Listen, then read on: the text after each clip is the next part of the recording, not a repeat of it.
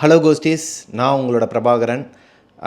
நிறைய பேர் மெம்பர்ஷிப் எங்களால் போட முடியலண்ணே, நீங்கள் நார்மலாகவே வீடியோ போடுங்க, டெய்லி வீடியோ கூட ட்ரை பண்ணுங்கள் அப்படின்னு சொல்லியிருந்தீங்க. இன்ஸ்டாகிராமில் எனக்கு இப்போ கூட ஒரு மெசேஜ் பண்ணியிருந்தாங்க. அது போக நாங்கள் கொடைக்கானலுக்கு போயிருந்தோம். கொடைக்கானல் சீரீஸ் எவ்வளோ பேர் அஞ்சலி பிரபாகரன் யூடியூப் சேனலில் பார்த்தீங்கன்னு தெரில. அந்த கொடைக்கானலில் பூம்பாறையாக இருக்கட்டும், இல்லை நாங்கள் போன பகுதிகளில் நிறையா கோஷ்டிஸ் பார்த்தாங்க, ரொம்பவே விசாரித்தாங்க. இந்த செல்ஃபி இதெல்லாம் எடுக்கிறது அதெல்லாம் தாண்டிலுமே, சாப்பிட்டீங்களாண்ணே, எங்கே தங்குறீங்க, ரொம்ப பிடிக்குண்ணே, ஆத்மாத்மமாக இருந்துச்சுங்க. அதாவது அந்த மனசார கேட்பாங்கம்பாங்க இல்லையா, அந்த மாதிரி அவங்களாம் கேட்டுட்டு அவங்க ஒரு ரெக்வஸ்ட் வச்சாங்க. என்னென்னா, மெம்பர்ஷிப்புங்கிறது தேவையான, ஏன்னா நீங்கள் ஸ்டார்டிங்லேருந்து ஜீரோலேருந்து நாங்கள் உங்களை ஃபாலோ பண்ணிகிட்ருக்கோம். அவங்க அதாவது பார்க்குற எல்லாருமே சொன்னாங்க இந்த விஷயத்த. ஸோ முடிஞ்ச அளவுக்கு அதை கொஞ்சம் தவிர்க்கலாமே அப்படின்னு சொல்லி கேட்டிருந்தாங்க. அதனால் ஒரு குட் நியூஸாக நான் உங்கள் எல்லாருக்குமே சொல்ல விரும்புகிறது என்னென்னா, இதுக்கப்புறம் ஜூனோட முடியுது. ஜூனுக்கு அப்புறம் ஜூலை ஃபஸ்ட் வீக்லேருந்து, அதாவது ஜூலை 1லேருந்தே மெம்பர்ஷிப் கிடையாதுங்க. மிஸ்டர் பிரபாகரனில் மெம்பர்ஷிப் கிடையாது.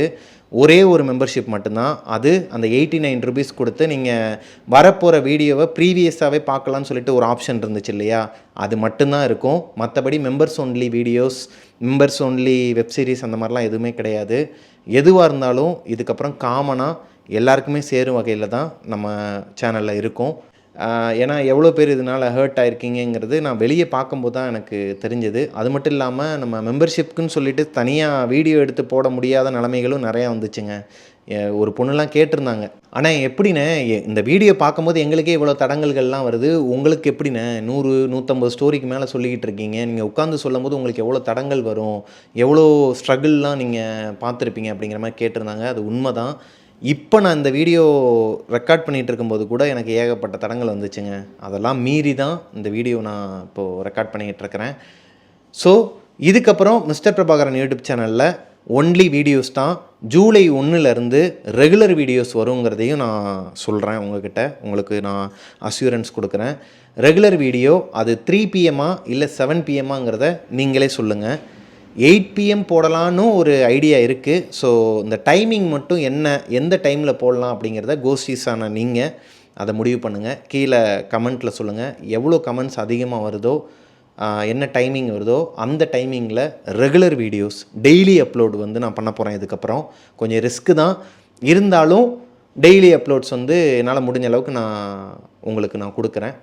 வாங்க இன்றைக்கான ஸ்டோரிக்குள்ளே போகலாம். இன்றைக்கி நம்ம ஷோவில் பார்க்க போகிற ஸ்டோரியை எனக்கு இன்ஸ்டாகிராமில் அனுப்பின பொண்ணோட பேர் சலோமியாங்க. அவங்களோட ஃப்ரெண்டு, அதாவது அவங்களோட ஃபேமிலி ஃப்ரெண்டில் சித்ரா தேவி மைக்கேல் அப்படிங்கிறவங்க இருக்கிறாங்க. ஆக்சுவலாக சலோமியாவோட அவங்க அம்மாவோட ஃப்ரெண்டாங்க. சலோமியாவோட அம்மா இருக்காங்க இல்லையா, அவங்களோட ஃப்ரெண்டாம். சொல்லப்போனால் இவங்களோட ஒரு ஃபேமிலி சர்க்கிள் ஃப்ரெண்டாங்க, ரொம்பவே க்ளோஸ் ஃப்ரெண்டாம்.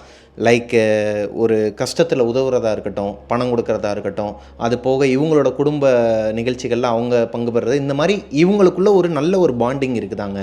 சித்ரா தேவி மைக்கேல் அவங்கக்கிட்ட இவங்க அம்மா இவங்களோட ஃபேமிலி விஷயத்த சொல்கிறது மட்டும் இல்லாமல் அவங்களோட ஃபேமிலி விஷயத்தெல்லாம் இவங்க அம்மா கிட்ட அவங்க சொல்கிறது. சலோமியா அவங்க வீட்டில் எதனா அமானுஷம் இருந்தாலோ, இல்லை அவங்க ஏரியாவில் யாருக்காச்சும் பேய் பிடிச்சிருந்தாலோ, இல்லை அவங்களுக்கு எதனா ஒரு அபசகுணம் நடக்குது, அதுலேருந்து அவங்களால வெளியே வர முடியல, லைக் அவங்களோட சொந்தக்காரங்க இல்லை கூட பழகிற நண்பர்கள் யாருன்னா அவங்களுக்கு சூனியம் செய்வனை வைக்கிறது, இந்த மாதிரி விஷயங்கள்லாம் பண்ணாங்கன்னா அதிலிருந்து காப்பாற்றுறதுமே இந்த சித்ரா தேவி மைக்கேல் தானாங்க.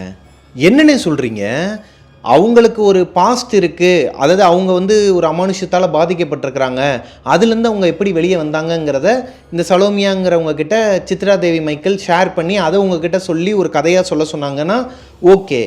நீங்கள் சொல்கிறது என்னடானா, இவங்களோட வீட்டில் எதனா அமானுஷம் இருந்தாலோ இல்லை அந்த ஏரியாவில் யாருக்காயும் பேய் பிடிச்சாலே இந்த சித்ரா தேவி மைக்கேல் ஓட்டுவாங்கன்னா அப்போ அவங்க யார்? எஸ், இதே மாதிரி தாங்க எனக்கும் இருந்துச்சு. என்னடா இது நம்ம வழக்கமாக கேட்குற கதையை விட இது ஒரு மாதிரி வேறு மாதிரி இருக்கேன்னு சொல்லிட்டு அவங்க அனுப்பின வாய்ஸ் மெசேஜஸ் எல்லாத்தையுமே கேட்டு முடிச்சதுக்கப்புறம் தான் எனக்கே ஒரு மாதிரி ரொம்ப த்ரில்லிங்காக இருந்துச்சுங்க. எஸ், இன்றைக்கி நம்ம பார்க்க போகிற ஸ்டோரி மலேசியாவில் 2001 நடந்த உண்மை கதை. ரொம்பவே த்ரில்லிங்காக இருந்துச்சுங்க. அது போக ரொம்பவே சுவாரஸ்யமாகவும் இருந்தது. வாங்க ஸ்டோரிக்குள்ளே போகலாம். Welcome to our show devil's kitchen.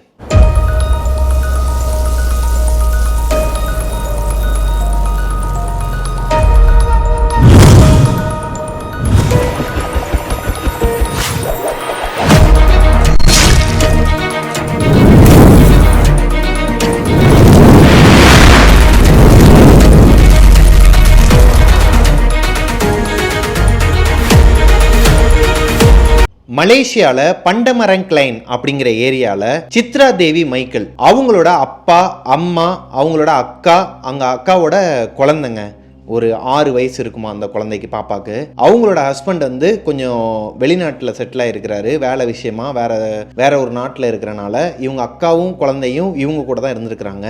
இவங்க இருக்கிறது ஒரு ரெண்டல் ஹவுஸ் ஆங்க. இந்த சம்பவம் நடந்துட்டு இருக்கிறது 2001. அப்போ சித்ரா தேவி மைக்கேலுக்கு வயசு 21. இவங்க இருக்கிற இந்த ரெண்டல் வீடு இப்பதாங்க வந்திருக்கிறாங்க. ஒரு 1 வீக் முன்னாடி தான் வந்திருக்கிறாங்க. 2001 இது நடந்துட்டு இருக்கும்போது இந்த கதை ஆரம்பிக்கிறதுக்கு முன்னாடி, அதாவது இந்த சம்பவம் ஆரம்பிக்கிறதுக்கு முன்னாடி அவங்க வந்து 1 வாரம் தான் ஆகுது இந்த வீட்டுக்கு. இந்த வீடை சூஸ் பண்ணதே சித்ரா தேவி மைக்கேலும் அவங்களோட அக்காவும் தான். அதுக்கு மெயின் ரீசன் இந்த வீட்டுக்கு பின்னாடி இருக்கிற கார்டன் ஏரியா, இந்த வீட்டுக்கு பின்னாடி இருக்கிற ஒரு மாங்காய் மரங்க. இவங்க 2 பேருக்குமே சின்ன வயசுலேருந்தே இந்த மாங்காய் மரம் அப்புறம் இந்த மாதிரி நேச்சரில் போகிறாங்க இவங்க 2 பேருமே. அதனாலேயே இந்த வீடு வந்த உடனேயுமே இந்த வீடு தான் நம்ம வரோம் ரெண்டலுக்கு, வேறு எந்த வீடும் பார்க்கக்கூடாதுன்னு சொல்லிட்டு ஸ்ட்ராங்காக இருந்திருக்கிறாங்க. இந்த வீட்டுக்கு வந்ததுக்கப்புறமா அவங்க அப்பா என்ன சொல்கிறாருன்னா, ஓனர் வந்து ஒரு ரூல்ஸ் போட்டிருக்கிறாரு, பின்னாடி பக்கம் போகக்கூடாது, அப்படியே போனாலுமே அந்த மாங்காய் மரத்தெல்லாம் தொடக்கூடாது. ஏன் மாங்காய் மரத்தில் நம்ம மாங்காய் எடுத்து சாப்பிட்டா அவருக்கு என்ன வந்துச்சு, நம்ம ரெண்ட் பே பண்ணுறோம்னு சொல்லிட்டு இவங்க 2 பேரும் சண்டை போட்டிருக்கிறாங்க. அதெல்லாம் கிடையாதுமா, அவங்க சொல்லியிருக்கிறாங்க நம்ம பண்ணக்கூடாது அவ்வளோதான் சொல்லிட்டு வந்த அன்னைக்கு இவங்களுக்கு டிசப்பாயின்மெண்ட் ஆகிருக்குதுங்க. வேறு வழி கிடையாது. அட்வான்ஸ்லாம் கொடுத்துட்டாங்க. வீட்டுக்கு எல்லா ஷிஃப்டிங் வேலையும் முடிஞ்சதுக்கப்புறமா அன்றைக்கி நைட்டு தான் அவங்க அப்பா சொல்லியிருக்கிறாரு. பால்லாம் காய்ச்சி முடிச்சதுக்கப்புறமா அன்றைக்கி நைட்டு இவங்க உட்காந்து பேசிகிட்டு இருக்கும்போது தான் அவங்க அப்பாவே சொல்லியிருக்கிறாரு.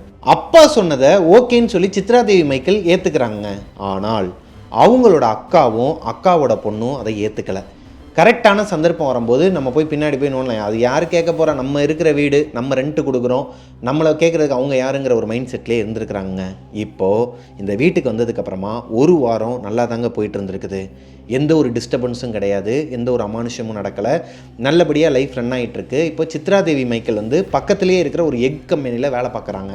அவங்களுக்கு மத்தியான நேரத்தில் வீடு பக்கத்துலேயே இருக்கிறனால வீட்டுக்கு வந்து சாப்பிட்டுட்டு தான் போவாங்களாங்க. சித்ரா தேவியோட அப்பா ஒரு கம்பெனியில் வேலை பார்க்குறாரு. அவருமே மார்னிங் 8 o'clock வெளியே போயிட்டார்னா நைட்டு ஒரு 8 மணிக்குள்ளே தான் வீட்டுக்கே வருவாராங்க. கம்பெனியில் வேலைலாம் முடிஞ்சதுக்கப்புறமா ஃப்ரெண்ட்ஸோட அரட்டை அடிச்சுட்டு நைட்டு ஒரு 8லேருந்து 9 மணிக்குள்ளே வீட்டுக்கு வந்துருவாராம். சித்ரா தேவியோட அம்மா ஹவுஸ் ஒய்ஃப் தாங்க. சித்ரா தேவியோட அக்கா ஒரு கம்பெனியில் ஒர்க் பண்ணிட்டு இருந்திருக்கிறாங்க. இவங்க வீட்டுக்கு ரைட் சைடில் ஒரு சைனீஸ் ஃபேமிலி இருப்பாங்களாம், லெஃப்ட் சைடில் ஒரு ஹஸ்பண்ட் அண்ட் ஒய்ஃப் இருப்பாங்களாம். ஒய்ஃப் வந்து ப்ரெக்னெண்ட்டாக இருந்திருக்கிறாங்க. சித்ரா தேவியோட ஃபேமிலி ஹிந்துஸ் தானாங்க. அவங்க ஒரு 16 வயசு இருக்கும்போது அவங்களுக்கு ரொம்ப உடம்பு சரியில்லாமல் போனப்போ சர்ச்சுக்கு போயிருக்கிறாங்க. சர்ச்சுக்கு போனப்போ அந்த ஃபாதர்ஸ் கிட்டலாம் வந்து ஆசீர்வாதம் வாங்கி அவங்க, அது எனக்கு சரியாக புரியலை, அவங்க சொன்னது ஃபுல்லாக கன்வெர்ட் ஆகிட்டாங்களா இல்லை ஃபாதர்கிட்ட அந்த ஆசீர்வாதம்லாம் பெற்றதுக்கப்புறமா அவங்க வந்து அவங்க மேலே நம்பிக்கை வச்சுருக்காங்களாங்கிறத அவங்க ஆழமாக சொல்லலை என்கிட்ட. ஆனால் இப்படி ஒரு இன்சிடென்ட் சித்ரா தேவிக்கு ஆல்ரெடி நடந்திருக்குதுங்க 16 வயசுலேயே. அதனாலேயே ஜீசஸ் வந்து அவங்க கூட தான் இருப்பாங்க. நீ இயேசுவால் ஆசீர்வதிக்கப்பட்ட குழந்தைங்கிறது அவங்களோட மனசுக்குள்ளே எப்பயுமே இருக்குமாங்க. அது போக அவங்க அப்பா மைக்கேலுமே அவர் கிறிஸ்டின் தான், அவங்க அம்மா வந்து ஹிந்து. இவங்க வந்து கலப்பு திருமணம் தான் பண்ணியிருக்கிறாங்க. ஸோ அவங்க அப்பாவை பொறுத்த வரைக்கும் எப்பயுமே காட் வந்து அவங்க கூட தான் இருப்பார், ஜீசஸ் வந்து அவங்க கூட தான் இருப்பார் அப்படிங்கிறத சொல்லிக்கிட்டே இருப்பாராங்க. இப்போது இந்த வீட்டுக்கு வந்ததுக்கப்புறமா நான் சொன்னேன் இல்லையா, 1 வாரம் நல்லா தான் போயிட்டு இருந்திருக்குது. ஒரு நாள் நைட்டு இவங்க வீட்டோட அமைப்பு எப்படி இருக்குன்னா, இவங்க வீடு வந்து ஒரு இண்டிவிஜுவல் ஹவுஸுங்க, ஒரு டியூப்ளெக்ஸ் ஹவுஸாம். இதில் கீழே கிச்சன் இருக்குமா, மெயின் டோர் ஓப்பன் பண்ண உடனேயுமே கீழே ஒரு பெரிய ஹால் இருக்குமாங்க. ஹாலை ஒட்டியே லெஃப்ட் சைடில் ஒரு மாஸ்டர் பெட்ரூம் இருக்குமா. அந்த மாஸ்டர் பெட்ரூமில் தான் சித்ரா தேவியும் அவங்களோட அம்மாவும் படுத்து தூங்குவாங்களாம். சித்ரா தேவியோட அப்பா ஹாலில் அவருக்குன்னு ஒரு வயர் கட்டிலும் வச்சுருப்பாராங்க, அதுலேயே படுத்து தூங்கிடுவாராம். அவங்களோட அக்காவும் அக்கா பொண்ணும் மேலே இருக்கிற ரூமை யூஸ் பண்ணிப்பாங்களாம். அங்கே அட்டாச் பாத்ரூமோட ஒரு ரூம் இருக்குது, அதுக்கு மேலே மொட்டை மாடியாங்க. கீழே தான் கிச்சன் இருக்குமா. கிச்சனுக்கு பின்னாடி ஒரு கொல்லப்புறம் மாதிரி ஒரு கதவு இருக்குமாங்க. நம்ம ஊர்லலாம் கொல்லப்புறம்னு சொல்லுவாங்க. அங்கே வந்து பேக் டோர் ஒன்று இருக்குமா. அந்த பேக் டோரை ஓப்பன் பண்ணால் அங்கே தான் அந்த கார்டன் ஏரியா இருக்குமாங்க. நிறைய மரங்கள் செடிகள்லாம் இருக்குமா, அதாவது நிறைய செடிகள் கொடிகள்லாம் இருக்குமா. ஒரே ஒரு மரம் மட்டும் இருக்குமாங்க, மாங்காய் மரம். இந்த மாங்காய் மரம் தான் இருக்குதுலேயே ஒரு மாதிரி பயங்கரமாக இருக்குமாங்க, ஒரு மாதிரி அழகாக இருக்குமா. வியர்டாக இருக்கிறது வேற, அழகாக இருக்கிறது வேறம்பாங்க இல்லையா, அது மாதிரி அழகாக இருக்குமா. இதை பார்த்தாலே அங்கே போய் நிற்கணும்னு தோணுமா, அங்கே போய் உட்காரணும்னு தோணுமா, இந்த மாங்காய்லாம் பறித்து சாப்பிடணும்னு தோணும். எல்லாருக்குமே தோன்ற ஒன்று தான். ஒரு நாள் நைட்டு நல்லா தூங்கிட்டு இருந்திருக்கிறாங்க சித்ரா தேவியும் அவங்களோட அம்மாவும். அந்த மாஸ்டர் பெட்ரூமில் படுத்து தூங்குவாங்கன்னு சொன்னேன் இல்லையா, அங்கே தூங்கிட்டு இருக்கும்போது சித்ரா தேவிக்கு கனவில் ஏதோ ஒரு டிஸ்டர்பன்ஸ் வருதுங்க. ஏதோ யாரோ ஒருத்தவங்க அழுகிற மாதிரியான ஒரு சத்தம் கேட்குது. இந்த சத்தத்தில் டிஸ்டர்ப் ஆன சித்ரா தேவி எந்திரிக்கிறாங்க. எந்திரிச்சு அவங்க அம்மாவை பார்க்குறாங்க. அம்மா அழுகலை. ஆனால் அந்த அழுகிற குரல் மட்டும் ஒரு மாதிரி மைல்டாக கேட்டுக்கிட்டே இருக்குது. எங்கேயாச்சும் நாய் இல்லை பூனை அழுதா கூட இந்த மாதிரி சத்தம் வரும்னு சொல்லிட்டு அவங்களே காம்ப்ரமைஸ் பண்ணிக்கிட்டு பாத்ரூம் போகிறாங்க. பாத்ரூம் போயிட்டு மறுபடியும் ரிட்டன் வந்து படுக்கிறதுக்கு முன்னாடி தண்ணி குடிக்கிறாங்க. தண்ணி குடிச்சிட்டு இருக்கும்போது அவங்களுக்கு நல்லாவே தெரியுது, இவங்க ரூமுக்கு வெளியே, இந்த மெயின் டோர், இவங்க ரூம் டோருக்கு வெளியே தான் அந்த சத்தம் கேட்குதுங்கிறத இவங்களால புரிஞ்சிக்க முடியுது. ஸோ அந்த டோரை ஓப்பன் பண்ணி வெளியே போய் பார்த்தா ஹாலில் டிவி ஓடிக்கிட்டு இருக்குதுங்க. டிவி ஓடிக்கிட்டு இருக்கு. சோஃபாலேயே அவங்க அப்பா படுத்து தூங்கிட்டு இருக்கிறாரு. அவர் டிவி பார்த்துக்கிட்டே தூங்கிட்டார். டிவியில் தான் அந்த சத்தம் வருதா, என்னடா இதுன்னு சொல்லிட்டு டிவி ரிமோட் எடுத்து ஆஃப் பண்ணுறாங்க. ஆஃப் பண்ணதுக்கப்புறமா தான் சவுண்டு அதிகமாக கேட்குதுங்க. இப்போ தான் அவங்களுக்கு தெரியுது, இந்த சத்தம் ஒரு குழந்தை அழுகிற சத்தம். ஒரு கை குழந்தை, லைக் ஒரு பிரசவத்தில் ஒரு குழந்தை பிறக்குதுன்னு வச்சுக்கோங்களேன், அந்த ஹாஸ்பிட்டலுக்கெலாம் போகணுன்னா நைட்டெல்லாம் ஒரு மாதிரி லபாலபான்னு கத்திக்கிட்டே இருக்குங்க. அந்த மாதிரியான ஒரு சத்தத்தை தான் இப்போ சித்ரா தேவிக்கு கேட்குது. அப்போது இந்த வீட்டில் கை குழந்தையே கிடையாதே, அவங்க அக்கா குழந்தை மட்டும்தான். அவங்களுக்குமே 6 வயசு ஆகுது. அந்த குழந்தை அழுதா இப்படி இருக்காதுங்கிறது சித்ரா தேவிக்கு தெரியும். அப்போ யார் அழுகிறா? பக்கத்து வீட்லேயுமே அந்த அக்கா வந்து மாசமாக தான் இருக்கிறாங்களே ஒழிய இன்னும் குழந்தை பிறக்கலை. சைனீஸ் ஃபேமிலிலேயும் எந்த ஒரு குழந்தையும் கிடையாது.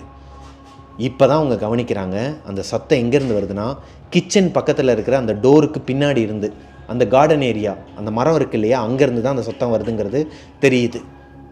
இப்போது திரும்பி பார்க்குறாங்க, சித்ரா தேவியோட அப்பா நல்லா படுத்து தூங்கிட்டு இருக்கிறாரு. இந்த சத்தம் கேட்டிருந்தா அவங்க அப்பா எந்திரிச்சிருக்கணும், அட்லீஸ்ட் அவங்க அக்காவாச்சும் எந்திரிச்சிருக்கணும், இல்லை அவங்க அம்மா எந்திரிச்சிருக்கணும். அப்போது இந்த சத்தம் சித்ரா தேவி அவங்களோட காதுக்கு மட்டும்தான் கேட்குதா? எஸ், அவங்களோட காதுக்கு மட்டும்தான் கேட்குதுங்கிறத அவங்களால புரிஞ்சிக்க முடியுது. இப்போ அந்த டோரை ஓப்பன் பண்ணி பார்க்கலான்னு சொல்லிட்டு மனசுக்கு தோணுதுங்க.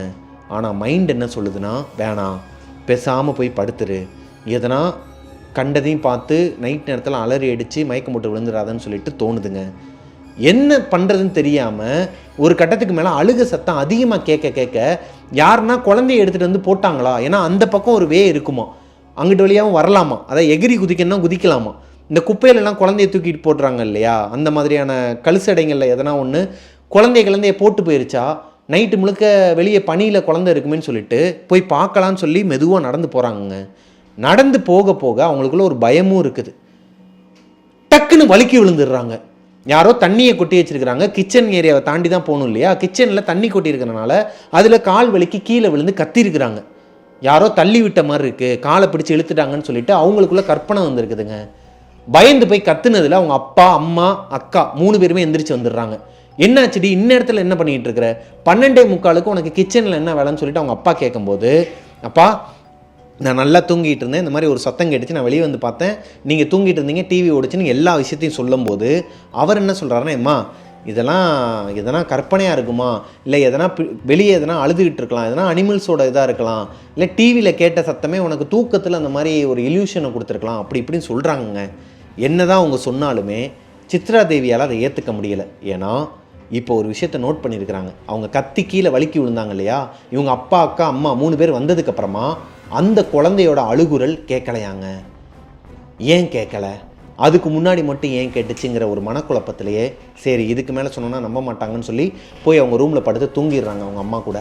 இது அன்னைக்கு நைட்டு மட்டும் இல்லைங்க, அடுத்து 3 நாள் தொடர்ந்து இதே மாதிரி சம்பவம் நடந்திருக்குது.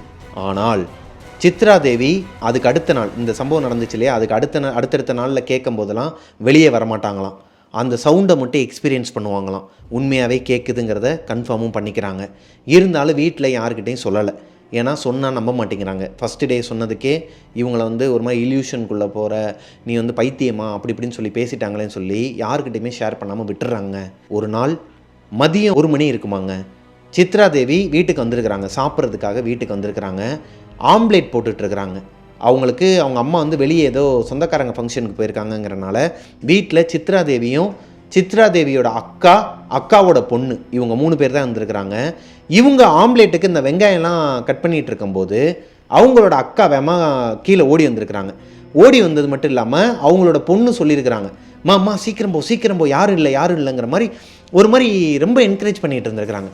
என்னாச்சு, ஏன் இந்த மாதிரி பண்ணுதுங்கன்னு சொல்லி பின்னாடி திரும்பி பார்த்துட்டு, என்ன ஏன்க்கா எங்கே போயிட்டுருக்கிறேன்னு சொன்னால், இல்லை இரு ஒரு நிமிஷம் வரேன்னு சொல்லிட்டு அவங்க அக்கா மட்டும் அந்த பேக் டோரை ஓப்பன் பண்ணிவிட்டு கார்டன் ஏரியாக்குள்ளே போயிட்டாங்களாம். இந்த குழந்தை இவங்க கூட தான் இருக்குது, சித்ராதேவி கூட தான் இருக்குதான். திடீர்னு ஒரு சத்தங்க, ஐயோ அம்மான்னு சொல்லி கத்திட்டு அங்கேருந்து வேமா ஓடி வந்திருக்கிறாங்க. இவங்க டோரை ஓப்பன் பண்ணுறதுக்கு முன்னாடியே தள்ளி விட்டுட்டு அவங்க அக்கா வேமா கீழே இருக்கிற ரெஸ்ட் ரூமுக்கு போயிருக்கிறாங்க. இந்த மாஸ்டர் பெட்ரூமில் இவங்களும் உங்கள் அம்மாவும் தான் தூங்குவாங்கன்னு சொன்னோம் இல்லையா, சித்ராதேவியும் அவங்களோட அம்மாவும். அந்த பெட்ரூம்குள்ளே இருக்கிற அட்டாச் பாத்ரூம்குள்ளே அவங்க அக்கா ஓடி இருக்கிறாங்க. சித்ராதேவிக்கு ஒன்றுமே புரியலை. அவங்க ஓடுற திசையிலே வேமா இவங்களும் பின்னாடி ஓடும்போது தான் கவனிச்சிருக்கிறாங்க. வீடு முழுக்க ரத்தமாங்க. அவங்க கை கிழிஞ்சு வீடு முழுக்க ரத்தமாக சுட்டிக்கிட்டே போயிருக்குது. அப்படி என்ன பண்ணாங்க சித்ராதேவியோட அக்கா? பின்னாடியே போய் பாத்ரூமில் பார்த்தா கை முழுக்க ரத்தமாங்க. என்னடியாச்சு, ஏண்டி இப்படி பண்ணுற, எங்கடி போனோன்னு சொல்லி கேட்கும்போது, அடி மாங்காய் பறிக்கிறதுக்காண்டி போனேன்டி, மாங்காய் மரத்தில் மேலே எட்டலன்னு சொல்லிட்டு மேலே ஏறலான்னு சொல்லி பார்த்தா அங்கே ஒரு ஆணி கிழிச்சிருச்சு அப்படின்னு இருக்கிறாங்க. இதெல்லாம் உனக்கு தேவையா? அப்பா தான் பின்னாடி போகக்கூடாதுன்னு சொல்லியிருக்கிறாருல, இப்போ தேவையில்லாமல் ரத்த காயமாயிருச்சுன்னு சொல்லிட்டு போய் ஃபஸ்ட் எய்டு பாக்ஸ்லாம் எடுத்துகிட்டு வந்து அவங்களுக்கு டெட்டால்லாம் போட்டு கழுவி தொடச்சி விட்டு கட்டு போடும் போது தான் தெரியுது சின்ன கீரலாங்க. சின்னதாக ஒரே ஒரு கீரல் லெஃப்ட் சைடு கையில். ஆனால் அந்த பிளட்டு ஏகப்பட்ட பிளட் வந்துருக்குது அவங்க கையிலேருந்து. சரி ஓகே, செப்டிக் ஆயிராமல் இருக்கிறதுக்கு ஒரு ஊசி போட்டு வந்துடுறேன்னு சொல்லிட்டு குழந்தைய கூப்பிட்டுட்டு போயிருக்கிறாங்க அவங்க அக்கா மட்டும். இவங்க வரேன்னு சொன்னதுக்கு இல்லை நீ சாப்பிட்டுட்டு வேலையை பாரு நான் பார்த்துக்கிறேன்னு சொல்லிட்டு போயிருக்கிறாங்க. இப்போது சித்ராதேவி என்ன பண்ணுறாங்கன்னா, சாப்பிட்றத விட்டுட்டு கீழே அந்த பிளட்டாக சொட்டி இருந்துச்சு இல்லையா, அவங்க அப்பா வந்து பார்த்தாருன்னா அவங்க அக்காவுக்கும் திட்டு விழுகும், கூட இருந்த இவங்களுக்கும் திட்டு விழுகும், இல்லை அடியே விழுகும்னு சொல்லிட்டு ஃபுல்லாக இவங்களே மாப் போட்டு தொடச்சி கழுவிட்டு அந்த மரத்தில் வந்து பிளட்டு இருக்கும் இல்லையா, எப்படினாலும் இவங்க அப்பா கார்டன் ஏரியாக்கெலாம் போவார், வாக்கிங் போவார், அப்போது அந்த பிளட்டை பார்த்துட்டா என்ன ஏதுன்னு சொல்லி கேட்பாருன்னு சொல்லிட்டு அந்த மரத்து ஏரியாவுக்கு சித்ராதேவி மட்டும் தனியாக போகிறாங்க. தனியாக போய் பார்த்தா அந்த ஆணி, ஒரு ஆணி ஒன்று அடிச்சிருக்குது. அந்த ஆணியில் தான் இவங்களோட கை கிழிச்சிருக்குது. அந்த ஆணி ஃபுல்லாக ரத்தமாங்க. பிளட்டு எப்படின்னா ஃபுல்லாக கொட்டி உறைஞ்சி போய் அது வந்து அந்த மரத்தில் அந்த ஆணி அடிச்சிருக்கிற இடத்துல மரத்தோட மரமாக அப்படியே பிசின் மாதிரி ஒட்டியிருக்குதாங்க. அது போக ஒரு பிளட் ட்ராப் மட்டும் அப்படியே கீழே விழுகாமல் ஒரு மாதிரி உறைஞ்சி போய் நின்றுட்டு இருந்திருக்குதுங்க. செத்தோம், அப்பா பார்த்தாருன்னா செத்தோன்னு சொல்லிட்டு என்ன பண்ணியிருக்கிறாங்க, ஒரு பக்கெட்டில் தண்ணி ஃபுல்லாக கொண்டு வந்து கப் முழுக்க மோந்து ஊற்றி விட்டுருக்குறாங்க. இவங்க ஊற்றின ஃபோர்ஸில் அந்த ஆணி பொத்துன்னு கீழே விழுந்திருக்குது. அப்போது ஆல்ரெடி அவங்க அக்கா கையை கிழிக்கும் போதே அந்த ஆணி வந்து லைட்டாக ஆடி இருக்குது. அப்போ எந்த அளவுக்கு ஆழமாக போட்டிருக்கோம், சின்ன கோடாக இருந்தாலும் எந்த அளவுக்கு ஆழமாக போட்டிருக்குங்கிறத பார்த்துக்கோங்க. அந்த ஆணி வந்து ஆல்ரெடி ஆடிக்கிட்டு தான் இருந்திருக்குது. இப்போ இவங்க தண்ணியை ஃபோர்ஸாக ஊற்றினோடனையும் அந்த தண்ணியோட தண்ணியாக ஆணியும் கீழே விழுந்துருதுங்க. கீழே விழுந்தது மட்டும் இல்லாமல் அந்த பிளட்டாக தண்ணியும் சேர்ந்து ஊறி போய் அதை அந்த மரம் உறிஞ்சுது. அதாவது அந்த மரத்துக்கு தண்ணி ஊற்றுவாங்க இல்லையா, அந்த மாதிரி பிளட்டை ஊற்றின கதையாக இருந்திருக்குதுங்க. இதை பார்க்கவே சித்ராதேவிக்கு ஒரு மாதிரி கொடூரமாக இருந்திருக்குது. என்னடா அது, இந்த மாதிரி பார்த்தது கிடையாது, அவங்க இவ்வளோ பிளட்டை பார்த்தது கிடையாது. இருந்தது என்னவோ கொஞ்சம் பிளட்டு தான். ஆனால் இவங்க தண்ணியை ஊற்றுனதுக்கப்புறமா அது தண்ணியோட தண்ணியாக ஒரு மாதிரி பிளட்டு மொத்தமாக அந்த மரத்தோட மரமாக ஊறிக்கிட்டு இருந்தால் எப்படி இருக்கும்? இவங்க நின்றுட்டு இருக்கும் போதே அவங்க அம்மா வந்துடுறாங்க. என்னடி பண்ணிகிட்டு இருக்க பின்னாடி அப்படின்னு சொல்லி ஒரு சத்தம் கேட்குது. வேமா ஓடி வராங்க, மக் அங்கேயே போட்டுட்டு வேமா ஓடி வராங்க. ஓடி வந்து என்னாச்சுன்னு சொல்லி கேட்கும்போது பிளட்டு கரெல்லாம் இருக்குதுங்க. இவங்க கையை கழுவலை, ஏன்னா இவங்க அக்காவுக்கு அந்த கட்டுலாம் போட்டு விட்டாங்க இல்லையா, அதனால் இவங்க கையிலையும் பிளட்டு கரையை பார்த்துட்டு அவங்க அம்மா கேட்குறதுக்கு இவங்களால பொய் சொல்ல முடியாது. ஸோ உண்மையை சொல்கிறாங்க. நடந்ததெல்லாம் சொன்னதுக்கப்புறமா திட்டுறாங்க. எங்கே போனா அவள் வரட்டும், அவளுக்கு இருக்குது, அவளை எதுக்கிட்ட நீ விட்டமா, நான் பாட்டுக்கு ஆம்லெட் தான் போட்டுட்டு இருந்தேன், அவள் தான் பின்னாடி போயிட்டா, நடந்தது எல்லாத்தையும் சொன்னதுக்கப்புறமா அப்பாவுக்கு தெரியாமல் பார்த்துக்கங்கன்னு சொல்லி அவங்க அம்மாவுமே உதவி பண்ணி மறைச்சிடுறாங்க. இப்படி ஒரு சம்பவம் நடந்ததே அன்றைக்கி மறைச்சிடுறாங்க. இப்போது அவங்க ஆம்லெட் போட்டு சாப்பிட்டுட்டு முட்டை கம்பெனிக்கு போயிடுறாங்க. அந்த கம்பெனிக்கு போனதுக்கப்புறமா அவங்க மைண்டு ஃபுல்லாகவே இந்த பிளட்டு, அந்த ஆணி, அவங்க அக்கா கதர்னது, இதுதான் மைண்டுக்குள்ளே ஓடிக்கிட்டே இருக்குது. இது போக முந்தின நாள் நைட்டு, ஒரு வாரம் நைட்டு இவங்களுக்கு அந்த குழந்தையோட அழுகுரல் வேற கேட்டுக்கிட்டே இருந்துச்சு இல்லையா, இந்த ஆணிக்கும் அந்த குழந்தைக்கும் எதனா சம்மந்தம் இருக்குமா, நம்ம தான் எதனா ஒன்று பண்ணிட்டோமா, தப்பாக பண்ணிட்டோமா, இல்லை அக்கா தப்பு பண்ணிட்டாளா, இதுவே மைண்டில் ஓடிக்கிட்டே இருந்திருக்குது. ஒரு கட்டத்துக்கு மேலே வேலை பார்த்துக்கிட்டு இருந்தவங்க மயக்கம் போட்டு விழுந்துடுறாங்க. சித்ராதேவிக்கு என்னாச்சு ஏதாச்சுன்னு சொல்லிட்டு அங்கே கூட இருந்த ஃப்ரெண்ட்ஸ் அங்கே வேலை பார்ப்பாங்க இல்லையா, அவங்களாம் வந்து பார்த்தப்போ செம்ம குளிர் ஜுரமாங்க, பயங்கரமாக குளிர் ஜுரம் அடிச்சிருக்குது. சித்ராதேவியோட அம்மாவுக்கு ஃபோன் கால் வருது. சித்ராதேவியோட அம்மா போயிட்டு அவங்கள பிக்கப் பண்ணி வீட்டுக்கும் கூட்டு வந்துடுறாங்க.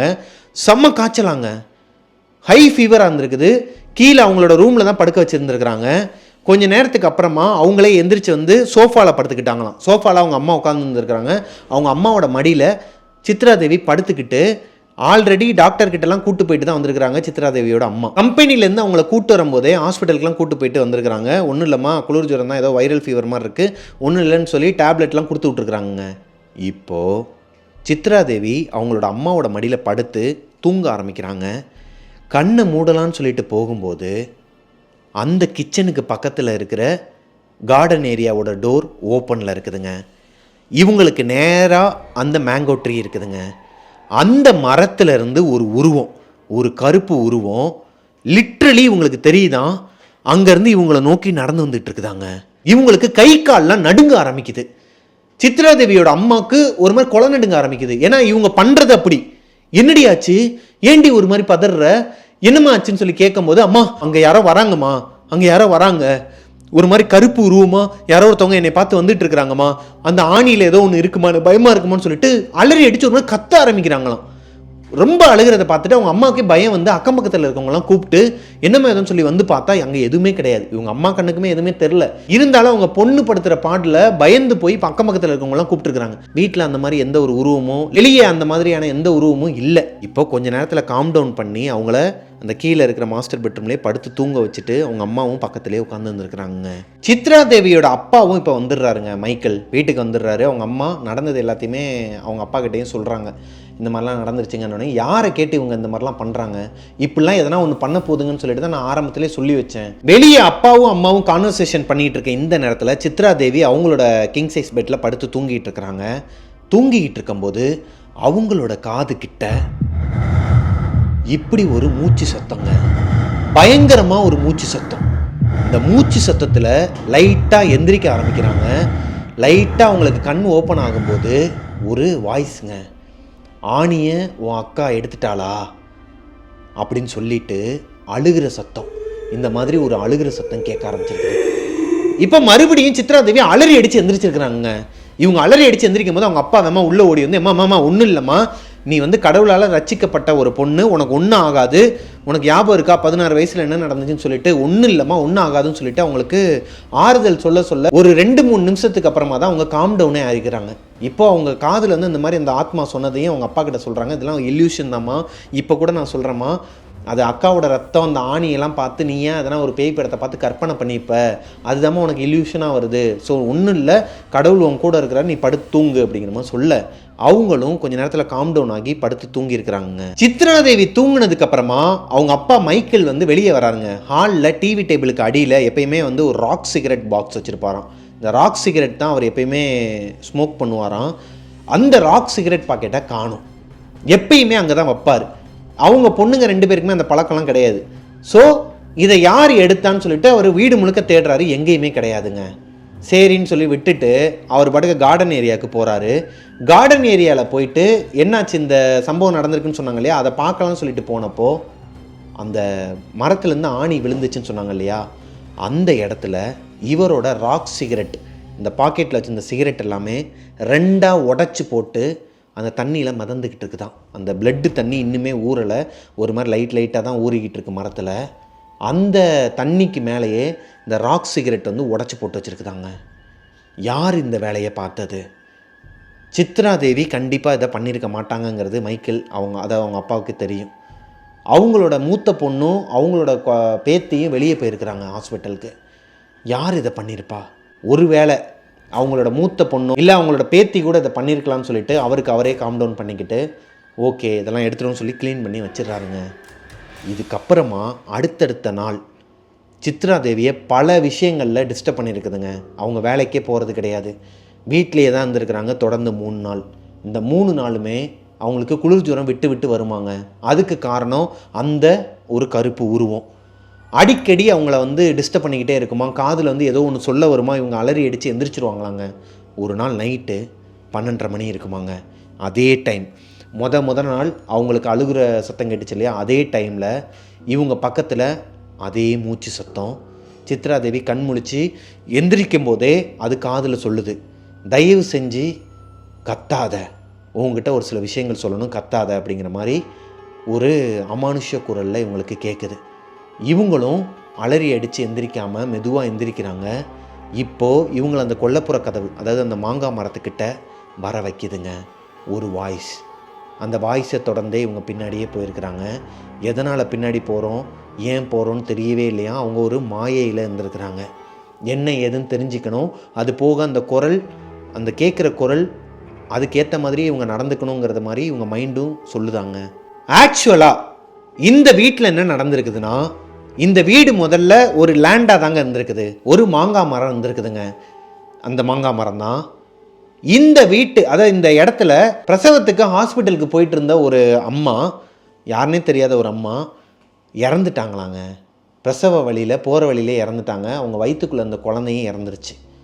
ஸோ அந்த இறந்து போன குழந்தைய இந்த மரத்துக்கு அடியில் தான், அதாவது இந்த மரத்துக்கு பக்கத்துலேயே குழி தோண்டி புதைச்சி வச்சுருக்கிறாங்க. அப்போது இது வந்து ப்ரீவியஸாக நடந்த ஒரு விஷயமா. அதுக்கப்புறமா அந்த மரத்துக்கு பக்கத்துலேயே நிறைய பிளாட்லாம் வந்து நிறைய இடங்கள்லாம் வீடு கட்டி இப்போது ரெண்டுக்கும் விட்டுருக்குறாங்க. அந்த வீட்டில் தான் இவங்க இருக்கிறாங்க.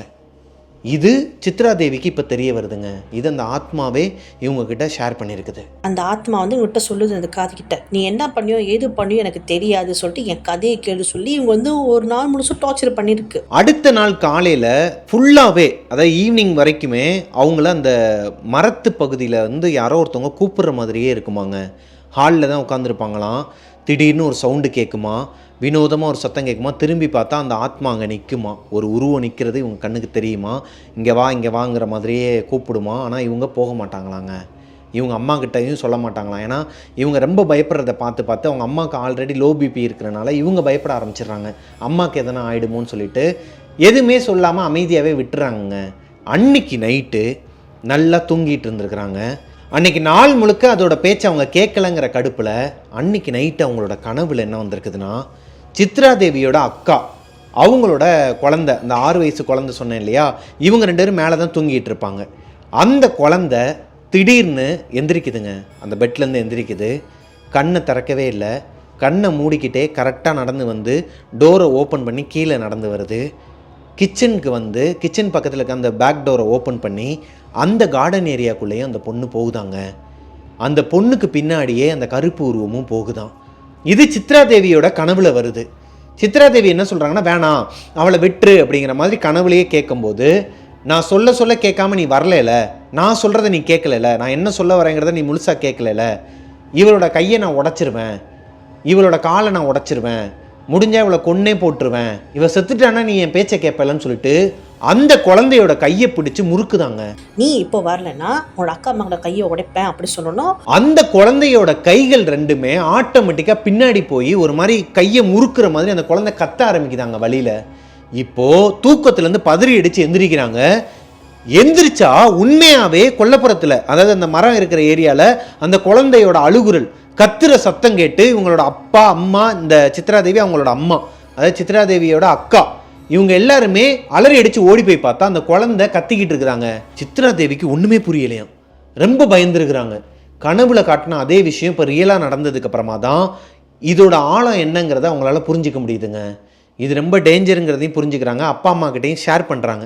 இந்த மாதிரி என் கனவில் இது வந்துச்சு, அந்த கார்டன் ஏரியாக்குள்ளே வர சொல்லிச்சு, இந்த மாதிரி ஒருத்தவங்க மாசமாக இருந்தாங்களாம், அவங்க பிரசவ வழியில் இந்த ஏரியாவில் ஹாஸ்பிட்டலுக்காக போயிட்டு இருக்கும்போது இந்த ஏரியாவில் அவங்க இறந்துட்டாங்களாம், அந்த இறந்து போன குழந்தைய வந்து மருத்துவச்சி வந்து எடுத்து இங்கே தான் புதைச்சி வச்சுருக்குறாங்க, அம்மாவும் இறந்துட்டாங்களாம், வீட்டுக்காரரும் இல்லாத காரணத்தினால அது ஒரு ஸ்டோரியை எனக்கு வந்து சொல்லிச்சுப்பான்னு சொல்லும்போது அவங்க அப்பா ரொம்ப திட்டிருக்கிறாருங்க. என்னம்மா நினச்சிக்கிட்டு இருக்க, நான் ஆரம்பத்துலேருந்து சொல்லிகிட்டு இருக்கிறேன், கடவுளோட ஆசீர்வாதம் உனக்கு இருக்குது, நீ ஏன் தேவையில்லாமல் கண்ட கற்பனைக்குள்ளே போகிறேன்னு எனக்கு தெரில, இது எல்லாமே உன்னோட கற்பனை கதைமா, யார் சொன்னா, இந்த இடத்துல வந்து நம்ம இதுக்கு முன்னாடி ஒருத்தவங்க வாடகைக்கு இருந்தாங்க, அவங்களுமே வந்து பக்கத்து ஏரியாவில் தான் இருக்கிறாங்க, முந்தானத்து கூட என்னை பார்த்தாங்க, சார் நீங்கள் தான் அந்த ஏரியாவுக்கு வந்திருக்கீங்களா, நீங்கள் தான் அந்த வீட்டுக்கு வந்திருக்கீங்களான்னு கேட்டாங்க. ஆமான்னு சொன்னேன். ஏமான்னு கேட்கும்போது இல்லை சும்மா தான் கேட்டேன்னு சொன்னாங்க. எதனா ஒரு அசம்பாவிதமோ நீ சொல்கிற மாதிரி அமானுஷ்யமோ இருந்திருந்தா இந்த வீடை கட்டி முதல்ல வந்தவங்களே அவங்க தான், அவங்க எதனா சொல்லியிருப்பாங்களே, அவங்க எதுவுமே சொல்லலையேன்னு சொல்லிட்டு இவங்களுக்கு ஆறுதல் சொல்கிற மட்டும் இல்லாமல் நல்லா திட்டி விட்டுருக்குறாருங்க. இப்போது சித்ரா தேவியோட மனசு ஃபுல்லாக என்ன ஓடுதுன்னா, என்னால் இந்த வீட்டில் இருக்கவங்க யாருக்குமே எந்த ஆபத்தும் வந்துடக்கூடாது, நீ என்ன சொல்கிறியோ நான் கேட்குறேன் அப்படிங்கிற ஒரு மனநிலைமையில் படுத்து தூங்கியிருக்கிறாங்க. அடுத்த நாள் காலையில் எந்திரிச்ச உடனேயுமே சித்ரா தேவி நேராக அந்த உங்கள் அப்பா சொன்னாங்க இல்லையா, இந்த வீட்டில் முதல்ல இருந்தவங்க பக்கத்து தெருவில் தான் இருக்கிறாங்கன்னு, அவங்கள போய் பார்த்துருக்குறாங்க. யார் என்ன ஏதுன்னு சொல்லி அட்ரஸ் வாங்கிட்டு அவங்கள போய் பார்க்கும்போது அவங்க என்ன சொல்கிறாங்கன்னா, இந்த வீட்டில் அவங்க தான் முதல்ல வந்திருக்கிறாங்க. ஒரு இண்டிவிஜுவல் உமன் தாங்க, ஒரு உமன் தான் இந்த வீட்டில் இருந்திருக்கிறாங்க. அவங்களோட அப்பா அம்மாவோ யாருமே கிடையாது, அவங்க மட்டும் தனியாக தான் இருந்திருக்கிறாங்க. வேலை பார்த்துட்ருக்கிற ஒரு உமன் வீட்டில் இருக்கும்போது திடீர்னு அழுகிற சவுண்டு கேட்குமா, கிச்சனுக்குள்ளே யாரோ ஒருத்தர் நடமாடுற சத்தம் கேட்குமா, ஒரு கை குழந்தையோட அழுகுரல் நைட்டு முழுக்க கேட்டுக்கிட்டே இருக்குமாங்க. ஒரு பிரசவ வழியில் ஒரு தாய் வந்து கத்தி கதர்னா எப்படி கேட்கும், அந்த மாதிரியான சத்தம் இவங்க வீடே அலற அளவுக்கு கேட்குமாங்க. நைட்டு முழுக்க அவங்களுக்கு தூக்கமே இருக்காதான். இப்படி பல அமானுஷங்கள் அந்த வீட்டில் நடந்துகிட்டு இருக்கும்போது ஓனர்கிட்ட சொல்லுவாங்களாம்.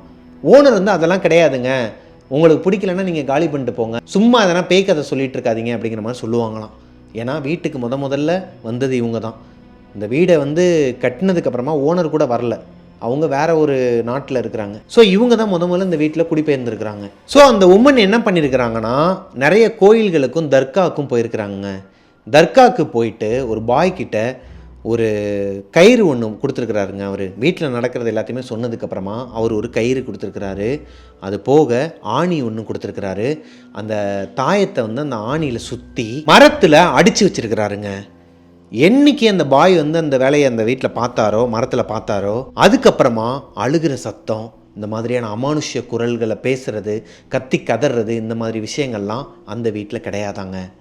கொஞ்ச நாளைக்கு ஒரு 6 மாதத்துக்கு அப்புறமா அந்த வீட்டுக்குள்ளே மறுபடியும் அந்த சத்தங்கள்லாம் வர ஆரம்பிச்சிருக்குது. இவங்க போய் பார்க்கும்போது அந்த ஆணி ஒரு மாதிரி ஆடிக்கிட்டு இருக்குமாங்க. ரொம்ப பயமாக இருக்குமா. அதனாலேயே ஓனர்கிட்ட நான் வேற ஒரு வீடு பார்த்துட்டேன், எனக்கு வந்து அங்கே நான் ஃபஸ்ட்டு ஃப்ளோரில் அப்பார்ட்மெண்ட் மாதிரி பார்த்துட்ருக்கேன், எனக்கு இண்டிவிஜுவல் வில்லா வேணான்னு சொல்லிட்டு பொய் காரணம் சொல்லிவிட்டு இந்த வீடை காலி பண்ணிவிட்டு போயிருக்கிறாங்க. இப்போ இந்த விஷயத்தை கேட்டதுக்கப்புறமா சித்ரா தேவிக்கு ஒரு மாதிரி தூக்கி போடுதுங்க. அப்போது அந்த ஆத்மா இவங்களோட கனவுல வந்து சொன்னது எல்லாமே உண்மை தான். இப்போ தான் அது இவங்களுக்கு தெரிய வருது. ஏன்னா இவங்க அப்பா கிட்ட சொல்லும்போது அவர் நம்பலை, ஒருவேளை உண்மையாகவே இல்யூஷனாக இருக்குமோன்னு சொல்லிட்டு இவங்களுக்குள்ள ஒரு தாட் இருந்துச்சு. இப்போது இந்த உமன் சொன்னதுக்கப்புறமா கன்ஃபார்மே பண்ணிடுறாங்க, இந்த வீட்டில் நடந்தது எல்லாமே உண்மை தான். அதாவது இந்த இடத்துல நடந்தது எல்லாமே உண்மை தான். ஒரு குழந்தையோட சடலத்தை இங்கே புதைச்சி வச்சுருக்கிறாங்க. அதோட ஆத்மாவும் அவங்க அந்த குழந்தையோட அம்மாவோட ஆத்மாவும் இங்கே தான் சுற்றிக்கிட்டு இருக்குது அப்படிங்கிறதையும் தெரிஞ்சுக்கிறாங்க. இந்த உமன் சொன்னதை அவங்களோட வீட்டில் போய் சொல்லலாம்னு சொல்லிட்டு வேமா ஓடி போயிருக்கிறாங்க. அவங்க அப்பா மைக்கேல், அம்மா, அக்காவோட பொண்ணு எல்லாருமே வீட்டில் தான் இருக்காங்கங்கிறது சித்ரா தேவிக்கு தெரியும். ஸோ வேமா ஓடி போகும்போது அவங்களோட வீட்டில் யாருமே இல்லையாங்க. என்னடா அது, வீட்டை விட்டு போகும்போது எல்லாருமே இருந்தாங்க, இப்போ ஏன் யாருமே இல்லைன்னு சொல்லிட்டு ஒரு சத்தம் கேட்குது கார்டன் ஏரியாவில். என்னன்னு சொல்லி இந்த கார்டன் டோரை ஓப்பன் பண்ணிட்டு வெளியே போய் பார்த்தா இவங்க அப்பா, அம்மா, இவங்களோட அக்கா, அந்த குட்டி பொண்ணு 4 பேருமே ஒரு மாதிரி அமானுஷ்யமாக மிரண்டு போய் உறைஞ்சி போய் ஏதோ ஒரு விஷயத்தை பார்த்துட்ருக்குறாங்க. என்னன்னு சொல்லிட்டு இவங்களும் போய் பார்க்கும்போது தான் தெரியுது, அந்த மாங்காய் மரத்துலேருந்து இந்த ஆணியை பிடுங்கி போட்டாங்க இல்லையா, அப்போது ரத்தம் உறைஞ்சிருந்துச்சு இல்லையா, அதே மாதிரி ரத்தம் உறைஞ்சி போய் கிடக்குதாங்க. இப்போது என் கையை ஒரு மாதிரி கீறல் போட்டு அந்த ரத்தத்தை அதில் தெளிச்சிட்டேன்னு வச்சுக்கோங்களேன், அந்த ரத்தம் ஒரு மாதிரி காஞ்சி போய் உறைஞ்சி போய் ஒரு மாதிரி கீழே விழுகிறதுக்கு பிசின் மாதிரி இருந்தால் எப்படி இருக்கும், அந்த மாதிரி அந்த மரத்தில் இருக்குதாங்க. கண்ணுக்கு தெரியுதான், லிட்ரலி இவங்க எல்லாருமே பார்த்துக்கிட்டு ஒரு மாதிரி மிரண்டு போய் நிற்கிறாங்களாம். ஸோ அந்த மாதிரி அது ஒளியிட்டு இருக்கும்போது அந்த அந்த இன்சிடென்ட் வந்து அவங்க வீட்டில் இருக்கிற எல்லா ஃபேமிலி மெம்பர்ஸும் பார்த்துட்டாங்க. அவங்க அம்மா, அப்பா, அக்கா எல்லாமே பார்த்துட்டாங்க. ஸோ பார்க்கவும் என்ன செஞ்சிட்டாங்க, இந்த அக்கா சித்ரா தேவின்னு சொல்லுவாங்க, என்ன சொல்லிட்டாங்க, ஓகே இது நம்ம சரி வராது, நம்ம எவ்வளோ சீக்கிரமாக காலி பண்ணணுமோ வீட்டை நம்ம காலி பண்ணி ஆகணும்னு சொல்லிட்டு அந்த விஷயத்தை அதோட அவங்க விட்டுட்டாங்க. இப்போதான் மைக்கேல், அவங்களோட ஒய்ஃப், அவங்களோட மூத்த பொண்ணு எல்லாருமே நம்புகிறாங்க சித்ரா தேவியை. அப்போ இந்த பொண்ணு சொல்கிறது உண்மை தான், அந்த வீட்டில் ஏதோ ஒரு அமானுஷ்யம் இருக்குது, இந்த மரத்தில் ஏதோ ஒன்று நடந்திருக்குது, முதல்ல இந்த வீடை காலி பண்ணணும்னு சொல்லிட்டு அதுக்கு உண்டான வேலையை அவங்க அப்பா மைக்கேல் பார்க்க ஆரம்பிச்சிட்டாராங்க. இதுக்கு நடுவில் இவங்க பக்கத்து வீட்டில் மாசமாக இருக்கிறாங்க ஒரு பொண்ணுன்னு சொன்னாங்க இல்லையா, அவங்களும் அவங்க ஹஸ்பண்டும் நைட்டு தூங்கிட்டு இருக்கும்போது ஒரு நாள் நைட்டு, அதாவது இந்த சம்பவம் நடந்த அன்னைக்கு நைட்டே அவங்க தூங்கிட்டு இருக்கிறாங்க. திடீர்னு ஒரு டிஸ்டர்ப் ஆகி 2 பேருமே ஹஸ்பண்ட் அண்ட் ஒய்ஃப் 2 பேருமே ஒரே டைமில் டைமில் டிஸ்டர்ப் ஆகி எந்திரிச்சு பார்க்கும்போது அவங்களோட பால்கனி விண்டோவில், அதாவது அவங்களோட பால்கனி வந்து ஒரு மாதிரி கண்ணாடியில் தான் இருக்குமாங்க, இவங்க வந்து ஒரு ஸ்க்ரீன் மாதிரி போட்டிருப்பாங்களா, அதை கரெக்டாக இழுத்து விடாமல் இருந்திருக்கிறாங்க. இடி மின்னலோட வெளியே மழை பெஞ்சிக்கிட்டு இருக்கு. அதில் சித்ரா தேவி நிற்கிறாங்களாம் வெளியே, இவங்களோட பால்கனியில் நின்றுட்டு இருந்திருக்கிறாங்க. இதை பார்த்தோன்னே ஹஸ்பண்ட் ஒய்ஃப்க்கு ஒரு மாதிரி தூக்கி போட்டிருக்குதுங்க. ஃபஸ்ட்டு எடுத்தோடனே இது பக்கத்து வீட்டு பொண்ணு தாங்கிறத அவங்களால ஐடென்டிஃபை பண்ண முடியல. ஏதோ ஒரு பொண்ணு தலைமுடியெல்லாம் விரிச்சு போட்டு ஒரு மாதிரி ஒரு கோரமாக முறைச்சி பார்த்துட்டு நிற்கினா எப்படி இருக்கும்? நைட்டு நம்மளே தூங்கிக்கிட்டு இருக்கோம், நம்ம பால்கனியில் ஏதோ சவுண்டு கேட்குது, மழை ஒரு மாதிரி இடி மின்னல் வெட்டுற சத்தம் கேட்டு டக்குன்னு எந்திரிச்சு பார்க்கும்போது யாருன்னா ஒருத்தவங்க நின்றுட்டு இருந்தால் எப்படி இருக்கும்? தூக்கி போட்டிருக்குதுங்க அவங்களுக்கு. எந்திரிச்சு போய்மா அறிவு இல்லை உனக்கு, இவர் ஐடென்டிஃபை பண்ணிடுறாரு பக்கத்து வீட்டு பொண்ணு தாங்கிறது. அறிவு இல்லைம்மா உனக்கு, அவன் வந்து மாசமாக இருக்கிறாம்மா, நீ பாட்டுக்கு இங்கே வந்து நீ முதல்ல யார் உனக்கு ரைட்ஸ் கொடுத்தது, எதனை யார் பேச்சை கேட்டு நீ மேலே ஏறி வந்து நிற்கிற, நீ முதல்ல உங்கள் அப்பாவை கூப்பிடுன்னு இருக்கிறாரு. இப்போது எதுவுமே பேசாமல் அங்கேருந்து குதிச்சிருக்குதுங்க அந்த பொண்ணு. சித்ரா தேவி வந்து பால்கனிலேருந்து கீழே குதிச்சிருக்குது. ரொம்பலாம் ஹைட்டு கிடையாதாங்க, ஒரு கொஞ்சம் தான் ஹைட் இருக்குமா, அதில் குதிச்சிருக்குது. என்னம்மா எதுன்னு சொல்லிட்டு இவர் எட்டி பார்க்கும்போது அந்த பொண்ணு அந்த இடத்துல இல்லை. நைட்டு விட்டுறாங்க, ஏன்னா அவங்க ஒய்ஃப் வேற ப்ரெக்னெண்ட்டாக இருக்கிறாங்க, மழை வேற பெஞ்சிட்டு இருக்கு, வேணாம் இந்த நேரத்தில் வேணான்னு சொல்லிட்டு விட்டுறாங்க. அடுத்த நாள் காலையில் சித்ரா தேவியோட அப்பா கிட்ட போய் சண்டை போட்டுக்கிறாருங்க. என்னையா பிள்ளை படுத்து வச்சிருக்கிற, நைட் நேரத்தில் மேலே வந்து ஏறி நின்றுட்டு இருக்கிறா, என்ன பழக்கம் இது, இதெல்லாம் தப்பான பழக்கம், நான் வந்து உங்கள் குடும்பத்தை வந்து ரொம்ப நல்ல குடும்பம் நினச்சிட்டு இருக்கேன், ஏதோ தப்பான இன்டென்ஷனில் தான் உங்கள் பொண்ணு வந்து மேலே ஏறி வந்து நின்றுட்டுருக்கிறா, இதெல்லாம் தப்பு சொல்லி வைங்கன்றிருக்கிறாரு. அவர் சொல்லியிருக்கிறாரு, ஏங்க என் பொண்ணு எதுக்குங்க நடிச்சாமல் 12:30 மணிக்கு உங்களோட பால்கனியில் வந்து நிற்கணும், அதுவும் நேற்று நைட்டு முழுக்க சம மழை பெஞ்சிக்கிட்டு இருக்கு, எப்படி இந்த பொண்ணால் மேலே ஏற முடியும், நீங்கள் சொல்கிற மாதிரி ஒரு பொண்ணால் எப்படி மேலே இருந்து குதிக்க முடியும், என் பொண்ணு அந்த மாதிரிலாம் கிடையாதுன்னு சொல்லி ஆர்கியூ பண்ணியிருக்கிறார். இப்படியே அடுத்து 3 நாள் தொடர்ந்து நடந்திருக்குதுங்க. இப்போ ஒரு கட்டத்துக்கு மேலே மைக்கேலுக்கே சந்தேகம் வர ஆரம்பிக்குது சித்ராதேவி மேலே. உன்னை நான் அடிக்க மாட்டேன், திட்ட மாட்டேன், உண்மையை சொல்லு, நீ தான் அந்த வீட்டுக்கு போறியா, அந்த ஆள் சொல்கிற மாதிரி எதனா தப்பான இன்டென்ஷனில் நீ அங்கே போறியா, எனக்கு அதில் கொஞ்சம் கூட உடன்பாடு கிடையாது, இருந்தாலும் 3 நாள் தொடர்ந்து ஒரு மனுஷன் வந்து இப்படி சொல்கிறான்னா நீ எதனா தப்பு பண்ணுறியான்னு சொல்லிட்டு கேட்கும்போது அவங்க அழுக ஆரம்பிச்சிருக்கிறாங்க. உங்களுக்கு ஒன்று புரியுதா இல்லையா, நீங்கள் பார்த்தீங்க இல்லையா, நான் ஆல்ரெடி முதல்லேருந்து சொல்லிகிட்டு இருக்கேன் இல்லையா ஒரு கதை, அந்த ஆத்மா சொல்லிச்சுன்னு, அதோட வேலை தான் இதெல்லாம், என்னோட உருவத்தில் அங்கே போயிருக்குது. சத்தியமாக என்னால் இதெல்லாம் அவங்க சொல்லும்போது நம்ப முடியலைங்க. இவங்களோட உருவத்தில் ஒரு ஆத்மா அவங்களோட பால்கனியில் போயிட்டு நின்று பார்த்துக்கிட்டு இருந்த மாதிரி இவங்க சொல்கிறாங்க. அந்த வாய்ஸ் ஓவர் நான் போடுறேன், நீங்களே கேளுங்க. என்னதுன்னா அந்த உருவம் வந்து இவங்க உருவத்தில் போய் பக்கத்து வீட்டில் இருக்கிற ஹஸ்பண்ட் ஒய்ஃப்குள்ளே வந்து அந்த பிரச்சனையை சண்டையை மூட்டி பிரச்சனையை உண்டு பண்ணி அவங்க 2 பேரும் வந்து பிரிக்கிறது தான் இந்த எல்லா வேலையும் செய்யுதுன்னு அவங்களுக்கு தெரிஞ்சிருச்சு. ஓகே, ஸோ அடுத்தது அன்றைக்கி நைட்டு, அதாவது 4வது நாள் நைட்டு என்ன பண்ணியிருக்கிறாங்கன்னா, சித்ராதேவியோட அப்பா அம்மா அவங்க அக்கா 3 பேருமே தூங்காமல், இந்த சின்ன பொண்ணு உட்பட தூங்காமல் சித்ராதேவியை நடு வீட்டில் ஒரு சேரில் கட்டி போட்டிருக்கிறாங்க. ஏன்னா இன்றைக்கும் இந்த பொண்ணு எப்படினாலும் 12 மணிக்கு அங்கே போகும் அப்படிங்கிற ஒரு சந்தேகத்தில் கட்டி போட்டிருக்கிறாங்க. இப்போது டைம் 1:30 மணி ஆகுதுங்க. 1:30 மணிக்கு அந்த பக்கத்து வீட்டில் இருக்கிற ஹஸ்பண்ட் அண்ட் ஒய்ஃப் 2 பேரும் நல்லா படுத்து தூங்கிட்டு இருக்கிறாங்க. திடீர்னு அவங்களோட வீட்டுக்குள்ளே ஹாலில் இருக்கிற ஒரு ஃபிஷ் டேங்கை யாரோ கீழே தள்ளி விட்டு உடச்ச மாதிரி சவுண்டு கேட்குதுங்க. இந்த சத்தத்தில் பயந்து போய் எந்திரிக்கிறாங்க. பார்த்தா அந்த பால்கனியில் யாருமே கிடையாது. ஹஸ்பண்ட் அண்ட் ஒய்ஃப் 2 பேருமே எந்திரிச்சு கீழே ஓடி வந்து பார்த்தா அவங்களோட ஹாலில் சித்ராதேவி நிற்கிறாங்களாங்க. சித்ராதேவி நிற்கிறது மட்டும் இல்லாமல் அந்த ஃபிஷ் டேங்கை உடச்சி விட்டுட்டு இவங்களை பார்த்து முறைச்சிட்டு இருக்கிறாங்களாம். இப்போது இவர் வந்து ஒரு மாதிரி கோவத்தில் கத்திருக்கிறாரு, ஏய் நெல்லடி அப்படிங்கிற மாதிரி ஓடி வந்திருக்கிறாரு. கீழே வரும்போது இவங்களோட மெயின் டோர் ஓப்பனில் தான் இருந்திருக்குது. யார் பக்கத்து வீட்டுக்காரங்களோட மெயின் டோர் ஓப்பனில் இருந்திருக்குதுங்க. இந்த பொண்ணு வெளியே வந்திருக்கிறாங்க, அந்த டோர் வழியாக தான் ஓடி வந்திருக்கிறாங்க. இப்போ இவரும் பின்னாடியே ஓடி வந்து சித்ராதேவியோட வீட்டோட மெயின் டோரை அந்த பக்கத்து வீட்டுக்காரர் வந்து நாக் பண்ணியிருக்கிறாருங்க. நாக் பண்ணும்போது மைக்கேல் வந்து ஓப்பன் பண்ணியிருக்கிறாரு. கத்திக்கிட்டே, யோ என்னையா பொண்ணு வளர்த்துருக்குன்னு சொல்லிட்டு கத்திக்கிட்டே இருக்கும்போது தான் அவர் ஒரு விஷயத்தை கவனிக்கிறாரு. சித்ராதேவி ஆல்ரெடி உள்ள கை காலெல்லாம் கட்டி போட்டு அந்த சேர்லேயே தான் உட்காந்துருக்குறாங்க. அவங்க எப்படி இவரோட வீட்டுக்குள்ளே வந்திருக்க முடியும்? எதுவுமே பேசலையாங்க. ஒரு மாதிரி அவருக்கு நெஞ்சிலாம் ஒரு மாதிரி படபடன்னு வந்திருக்குது. அவங்க அப்பா மைக்கேல் வந்து சொல்கிறாரு, தம்பி இன்றைக்கும் என் பொண்ணு தான் வந்து உன்னை டிஸ்டர்ப் பண்ணிடுச்சுன்னு சொன்னேன்னா அதை வந்து நீ மறந்துடு, அவள் கிடையாது, அவள் உருவத்தில் வேறு ஏதோ ஒரு விஷயந்தான் இங்கே இந்த வேலையெல்லாம் பார்த்துக்கிட்டு இருக்கு. இந்த மாதிரி அவங்க வீட்டில் நடந்த எல்லா விஷயத்தையும் அவர்கிட்ட சொல்கிறாரு. பின்னாடி வந்து ஒரு மரத்தில் ஆணி இருந்துச்சு, அதை எடுத்ததுலேருந்தே இந்த மாதிரி எல்லாமே அபசகுணமாகவும் அமானுஷ்யமும் நடந்துகிட்ருக்கு. அந்த ஒரு அமானுஷ்யம் தான் என் பொண்ணை ஆட்டி படைச்சிட்டு இருக்குது. அது போக அவளோட உருவத்திலேயே உன்னையே வந்து டிஸ்டர்ப் பண்ணிகிட்டு இருக்குது. இந்த மாதிரியே பக்கத்து வீட்லேயும் எதனா பண்ணுதா என்னெல்லாம் எனக்கு தெரியாதுப்பான்னு சொல்லும்போது இவருக்கு வேறு வழியே தெரிலையாங்க. நம்பி தான் ஆகணும். ஏன்னா லைவாக பார்த்துருக்குறாரு.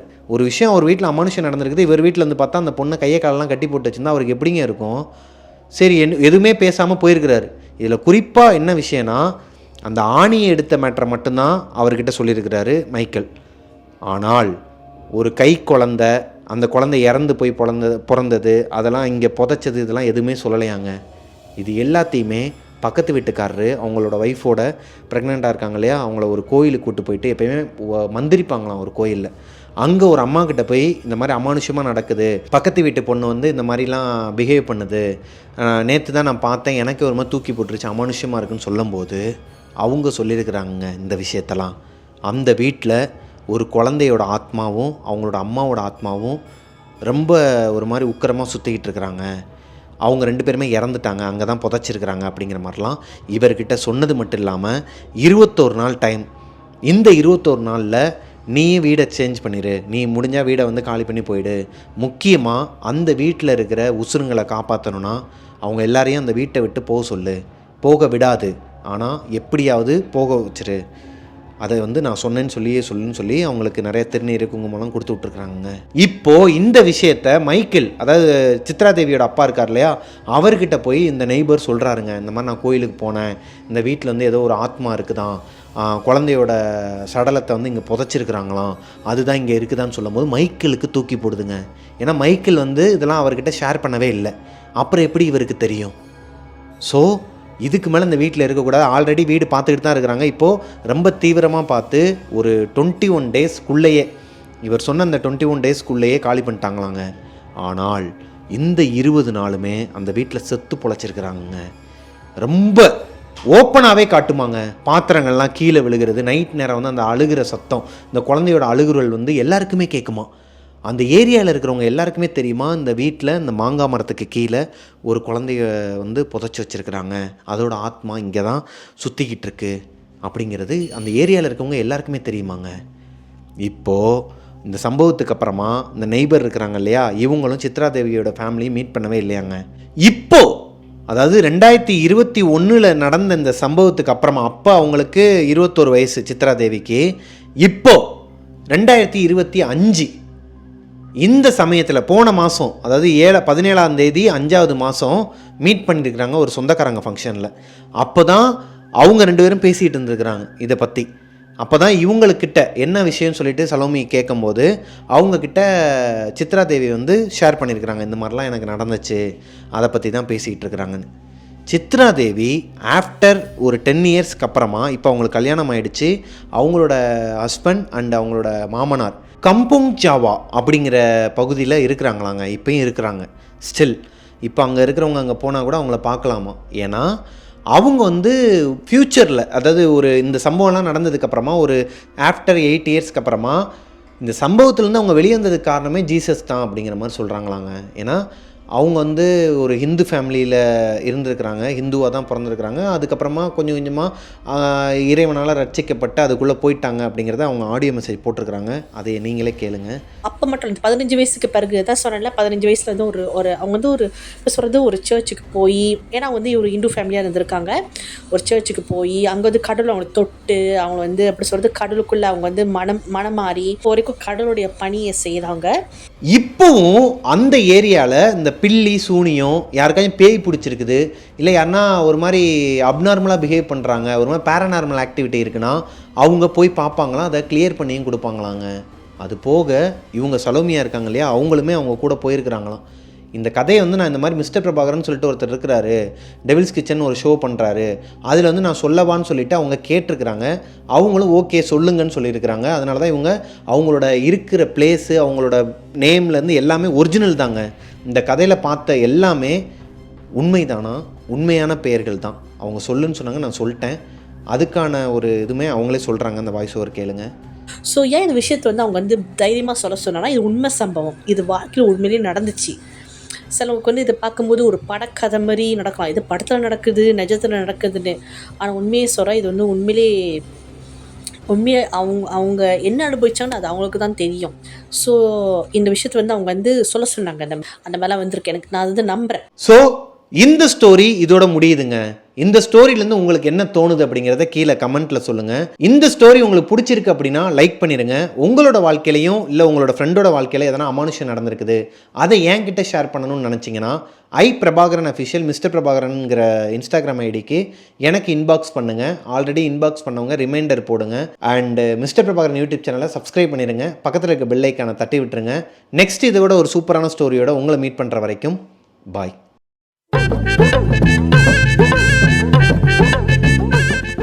ஸோ இதோட இந்த ஸ்டோரி முடியுதுங்க. நல்ல கதையாக இருக்கா? உண்மைதான் பாய், அவங்க அனுப்பியிருக்கிறாங்க பாய். சூப்பர் ஸ்டோரி அந்த மாதிரி சொல்கிறீங்க, நல்ல கதையாக இருக்கேன்ட்டு.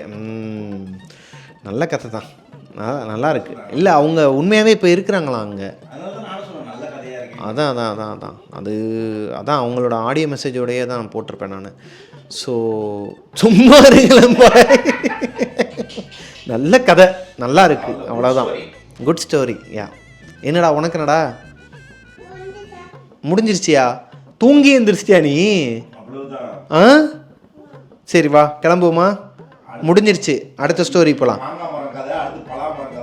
ஐயோ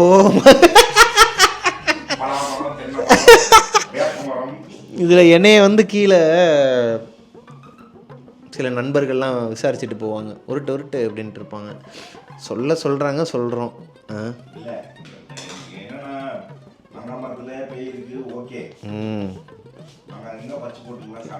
யோ எங்கேயா போகிற அர்ஜுன்?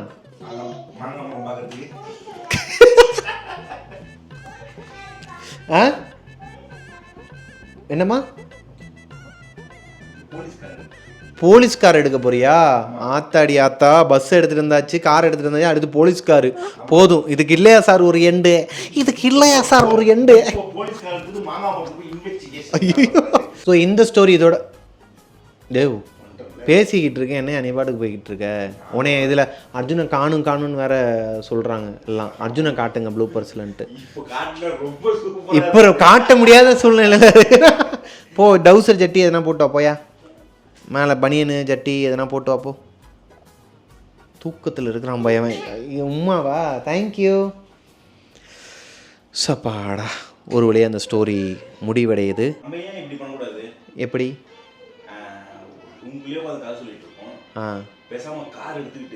கார் எடுத்துக்கிட்டு அந்த ஸ்பாட்டுக்கே மலேசியாவுக்கு இங்கேருந்து கார்லேயே போவோம்.